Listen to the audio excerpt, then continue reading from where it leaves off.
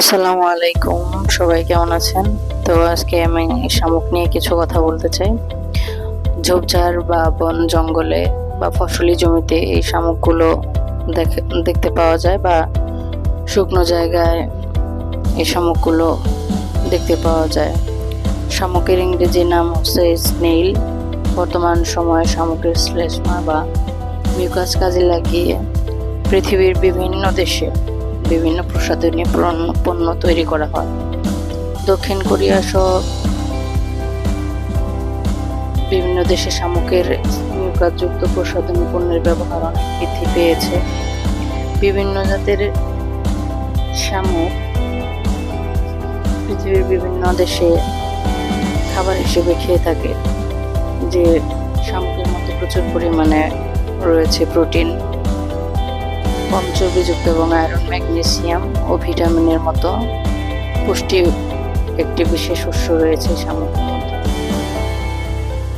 তো এই শামুক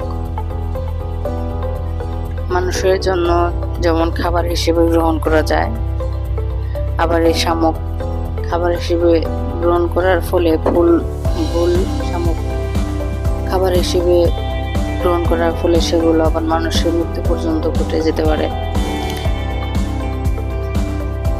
আফ্রিকান জায়ান্ট জাতের এই শামুক বাংলাদেশ সহ পৃথিবীর অনেক দেশে এই শামুক পাওয়া যায়, যার লম্বা 8 ইঞ্চি পরিমাণ হয়। এগুলো ফসলি জমির কচি কাণ্ডগুলো, পাতা বা ফসলের কিছু অংশগুলো খেয়ে ফেলে। এর মধ্যে যে মিউকাস রয়েছে সেখানে রেড ল্যাঙ্গাম নামক পরজীবীর আক্রমণে মানুষের শরীরে খাবার হিসেবে গ্রহণ করার মাধ্যমে এগুলো প্রবেশ করে, যার ফলে মানুষের জ্বর, সর্দি, মাথা ব্যথা, এমনকি এই রেড ল্যাঙ্গাম পরজীবীর প্রভাবে মানুষের মৃত্যু হয়ে যেতে পারে। তাছাড়া এই শামুকের স্লেমা বা মিউকাস শরীরে বা স্কিনে যদি লাগে, তবে সেখানে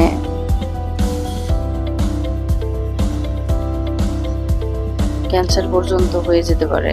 তো এই শামুকের লালা শরীরের জন্য ক্ষতিকর। অনেক জাতের শামুক রয়েছে, সেগুলোর চাইতে এই শামুকটা অনেক বেশি এর লালা ক্ষতি করে শরীরে। তো সবাই সাবধানে থাকবেন, আর এই শামুক যাতে বাচ্চাদের হাতের নাগালে না আসে সে খেয়াল রাখবেন, কারণ এর লালা স্কিনের জন্য ক্ষতিকর।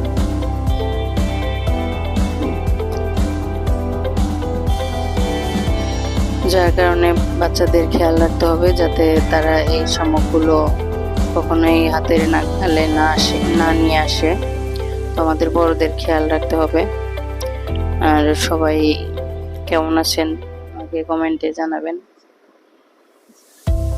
আমার জন্য দোয়া করবেন। আমিও আপনাদের জন্য দোয়া করি যাতে আপনাদের উসিলায় আল্লাহ আমাকে ভালো রাখেন। সবাই ভালো থাকবেন, ভিডিওটা শেষ পর্যন্ত দেখবেন, আমাকে সাপোর্ট করবেন, আমি যাতে নতুন কিছু আপনাদের সামনে নিয়ে আসতে পারি। আর ভিডিওগুলো শেয়ার করে দিবেন।